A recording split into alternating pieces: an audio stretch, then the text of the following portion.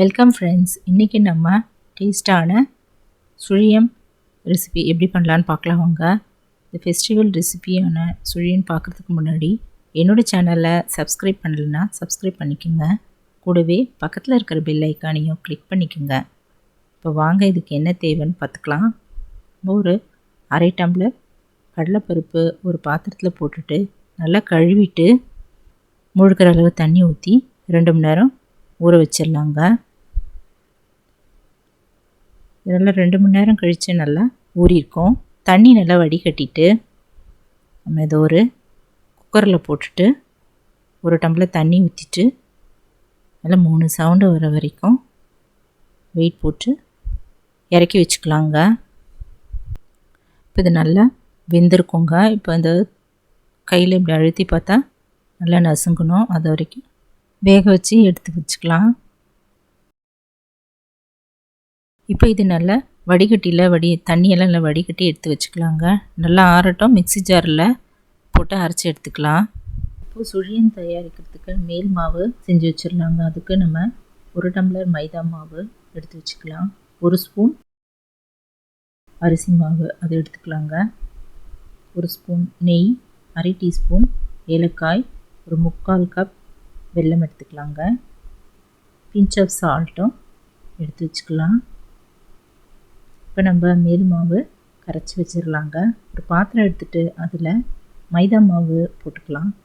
அரிசி மாவும் போட்டுடலாங்க. Salt, pinch of salt போட்டுட்டு தண்ணி ஊற்றி நல்லா இட்லி மாவு பதத்துக்கு கரைச்சி வச்சுக்கலாம்.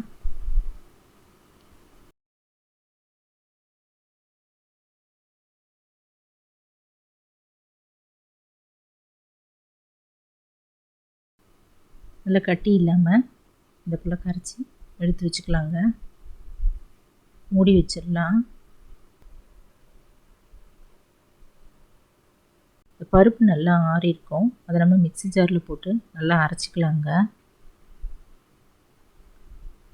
இது போல் நல்லா நைஸாக அரைச்சி எடுத்து வச்சுக்கலாம். ஒரு பாத்திரத்தில் எடுத்து வச்சுக்கலாம். இப்போ வெள்ளைப்பாகு செய்யலாங்க.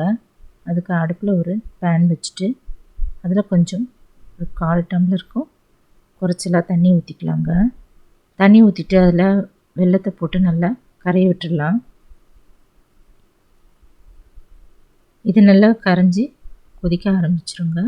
இப்போ நம்ம அதை வடிகட்டி எடுத்து வச்சுக்கலாம். இப்போ அதே பேனை நல்லா கழுவிட்டு அடுப்பில் வச்சிடலாங்க.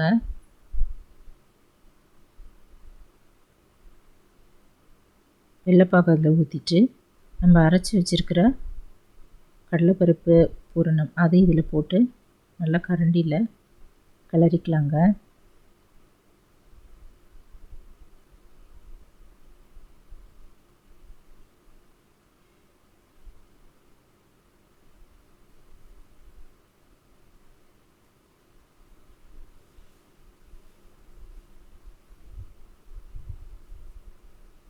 இப்போ ஏலக்காய் தூளும் இதில் போட்டுடலாம். நல்லா கெட்டியாக வரைக்கும் நம்ம கரண்டியில் நல்லா கலந்துகிட்டே இருக்கலாங்க. இது நல்லா வாசனைக்கு நம்ம ஒரு ஸ்பூன் நெய்யும் ஊற்றிக்கலாங்க. இப்போ இது போல் நல்லா கரண்டி வச்சு நல்லா கிளறிட்டு நல்லா கெட்டியானதும் நம்ம ஸ்டவ் ஆஃப் பண்ணிவிட்டு இறக்கி வச்சுக்கலாங்க. நல்லா ஆறட்டும். இது சின்ன பால்ஸை நம்ம உருட்டி வச்சுக்கலாம்.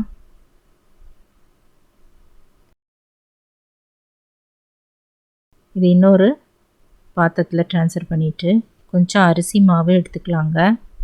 கையில் தொட்டுட்டு சின்ன சின்ன உருண்டையாக உருட்டி வச்சிடலாம்.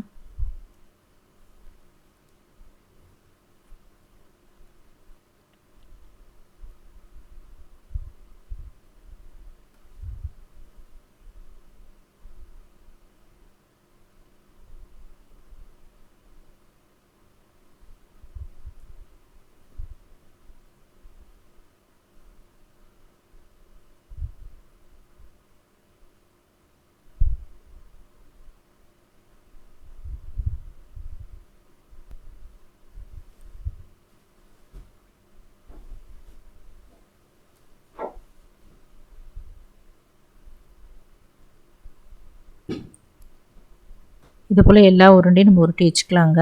இப்போ அடுப்பில் ஒரு கடாயை வச்சுட்டு அதில் ஆயில் ஊற்றிக்கலாங்க. தேவையான எண்ணெய் ஊற்றிட்டு எண்ணெய் நல்லா காயட்டும்.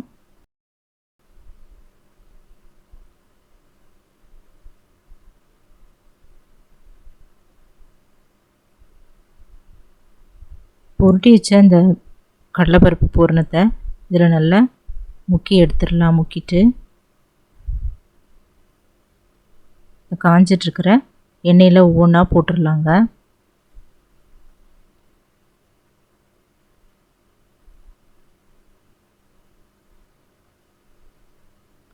ஒரு 4 நாளாக 5 போட்டு 2 பக்கம் நல்லா செவந்ததும் எண்ணெய் வடிகட்டி நம்ம எடுத்து வச்சுக்கலாம்.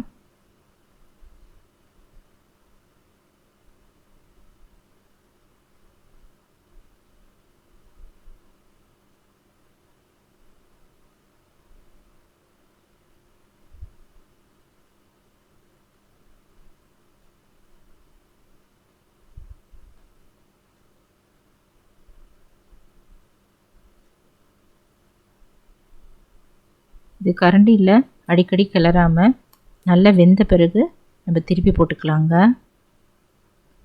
கரண்டியில் ரொம்ப கிளறுனா உள்ளே இருக்கிற பருப்பு வெளியில் வந்துடும். நல்லா ஒரு பக்கம் வெந்த பிறகு நம்ம திருப்பி போட்டுக்கலாம். இப்போ 2 பக்கமும் நல்லா வேகட்டும். இப்போ நல்லா வந்த பிறகு எண்ணெயை நல்லா வடிகட்டிட்டு நம்ம அதை இன்னொரு பாத்திரத்தில் எடுத்து வச்சிடலாங்க.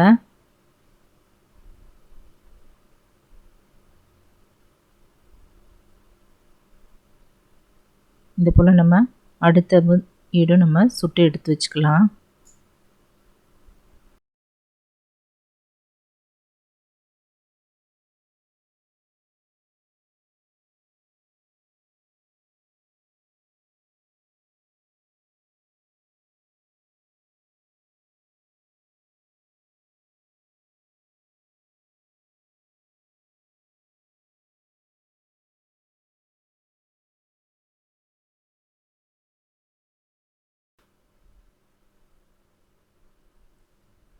இப்போ நல்ல டேஸ்டான தீபாவளி ஸ்வீட்டு சுழியன் தயாராகிடுச்சுங்க.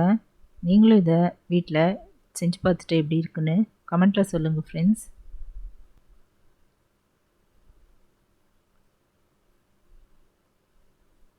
இந்த வீடியோ பிடிச்சதுன்னா குக்கிங் வித் சித்ரா அன்பு சேனலில் சப்ஸ்கிரைப் பண்ணிக்கோங்க. தேங்க்ஸ் ஃபார் வாட்சிங். நம்ம அடுத்த வீடியோவில் பார்க்கலாம்.